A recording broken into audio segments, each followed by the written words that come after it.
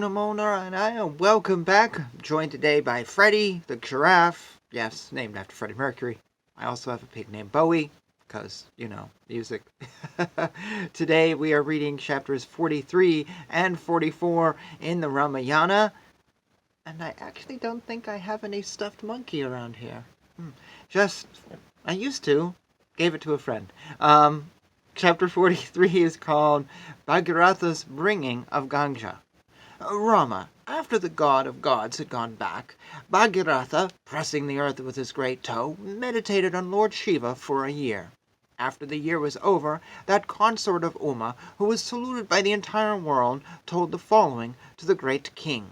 O Rama, after the god of gods had returned to his home, pressing the earth with his great toe, he meditated on Lord Shiva for 1 year. After the year was over, that consort of Uma, who was saluted by the entire world, told the following to the great king Bhagiratha. O best among men, I am pleased with you, and I shall fulfill your desire. I would hold by my head the daughter of the mountain.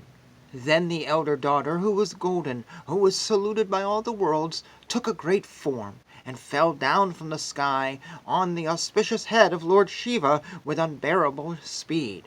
That goddess, extremely difficult to contain, thought within herself that she would seize Lord Shiva and with him enter the nether worlds. Knowing her intentions, the three-eyed god Lord Shiva became angry and made up his mind to send her back to the heavens. That sacred river fell on the head of Lord Shiva, which looked like a cave made of matted hair on his head, which looked like the Himalaya mountain. That river got enveloped in the matted hair of Lord Shiva, and was not able to come out of his hair in spite of all her efforts, and thus was not able to reach the earth. Ganga went round to the side of that matted hair and was not able to come out there either. King Bhagiratha again adopted austerities for several years, since he was not able to see her. Lord Parmeshvara was immensely pleased by his great penance, and released Ganga, drop by drop, which made a lake called Bindusara. When Ganga was released, it formed itself into 7 streams capable of conferring prosperity. Haldini, Pavani, and Nalini were the 3 holy streams of Ganga which traveled eastward. Suchakshu, Sita, and the great river called Sindhu traveled towards the west. The 7th followed King Bhagiratha, who was the most brilliant sage, and who was traveling on a divine chariot, marching forward. Falling from the sky on the head of Lord Shiva, and from there falling on earth, the water which was flowing made intense sound. With fishes, turtles, and several types of water animals, that river which had fallen on earth shined. Then Devas, sages, Gandharvas, Yakshas, hosts of Sidshas, with great astonishment looked at the Ganga, which was falling from the sky to the earth. Then Devas, in chariots as large as great cities, drawn by excellent restless horses, as well as on elephants, were staying there. To see the matchless descent of Ganga, Devas and beings with great luster arrived on earth. That sky, devoid of any clouds, shined as if there were 100 suns, due to the shine of the ornaments of those speedily descending Devas in their chariots. Due to the sky being filled with several sea animals and serpents, which were not stable but kept up on moving, the sky appeared to be filled with streaks of lightning. With 1,000 splashes of water foams, it looked as if it was filled with flocks of swans, or white autumnal clouds. Ganga at some places was flowing rapidly, and other places flowing in a curved fashion. In some places the river was wide, in some places it was going down, rising high in other places, and in other places flowing slowly. In some places water was dashing with water repeatedly, and it was rising up and coming down in other places. The water which was thrown from the head of Lord Shiva, which fell on the earth, freed it from all impurities, and looked splendid. Devas, sages, and Gandharvas, as well as those who lived on earth, touched the water which fell from the head of Lord Shiva, as it was sacred water. Those who had fallen down on earth due to curse, being anointed with water of Ganga, were now freed from their curse. They, with great luster, due to the water which cleansed their sins, again rose to the sky and entered their own celestial worlds. People greatly rejoiced in seeing the shining water, and got rid of their tiredness by taking a bath in her waters. That royal sage, King Bhagiratha, with a great luster, mounting the divine chariot, rode forward, and the river Ganga followed behind him. When Ganga was following behind the chariot, groups of saints, devas, asuras, rakshasas, kinnaras, serpents, the foremost among the Gandharvas, yakshas, and apsaras also followed the chariot, besides the water animals traveling in the water. Ganga, the most and greatest among rivers, which could destroy the sins of all beings, flowed forward in the same direction in which Bhagiratha drove.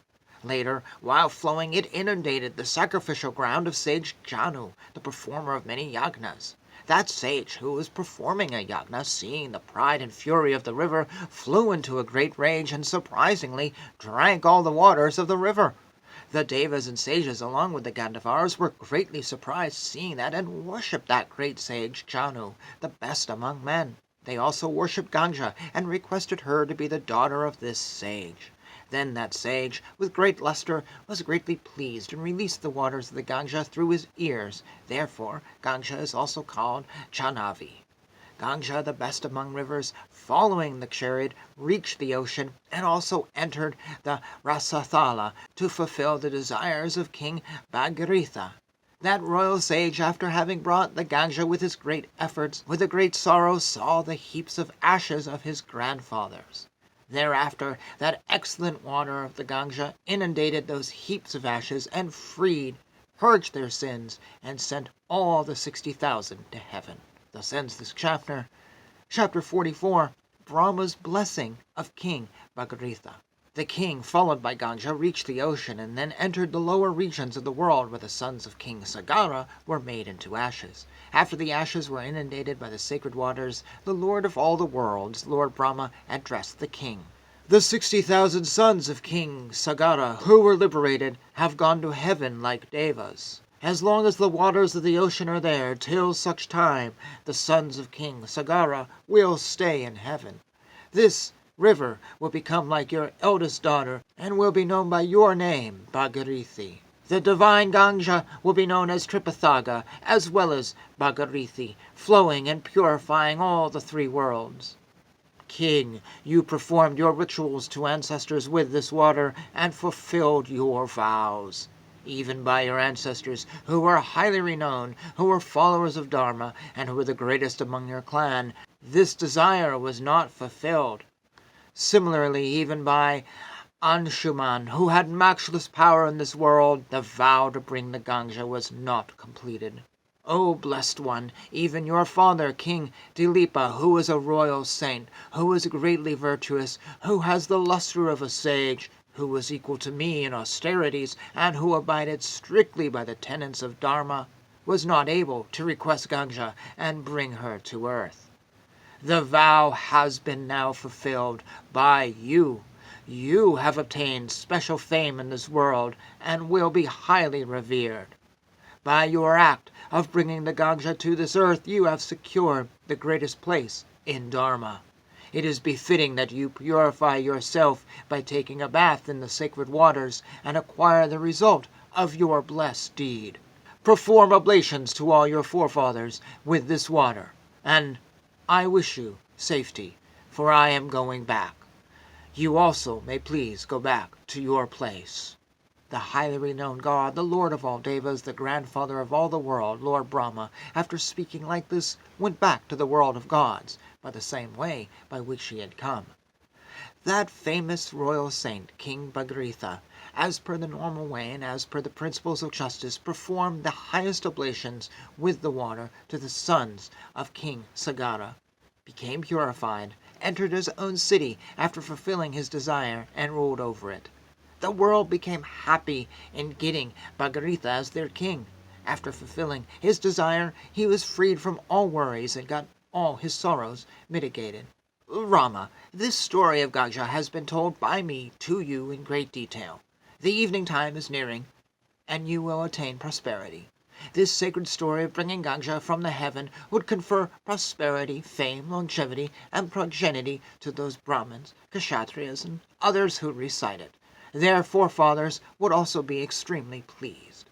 This sacred story relating to the descent of Ganga, if heard with concentration by someone, will get all his sins destroyed and his fame and longevity will increase. Thus ends this chapter. So I was reminded of something from my past. I first discovered Hinduism in 1997. I'm not going to go into that story of how, but I was immediately converted from an atheist to a God believer. And I would go to the library because internet was kind of like nothing at that point. I had an email I checked like once a month, and then it was like, why did I do that? I have no emails. So I went to my college library and I would find books and stuff. And I wasn't really like studying it hard. I was sort of grabbing this and this and this. It was just so strange, this idea of Hinduism, that I really didn't even know where to start with it. But I made a mistake. Very early on, I thought that in order to worship these gods and to be Hindu, you had to live near the Ganges River. That was just a requirement. And I was so disappointed. I just remember, I'm like a sophomore in college, and I just was like so miserable. I was like, oh, I've discovered something and now I can't have it because I don't live in India and it's not going to be happening in my life. I ended up going to church because I thought, well, if I can't worship God via the Ganges, this Jesus guy don't do anything for me, but maybe it's a church and maybe it's honoring God of some sort, like maybe I'll just be forgiven. Basically, like this sort of naive universalism that one God and another God and they're all kind of together, and that's what I was thinking. But I didn't know what to do.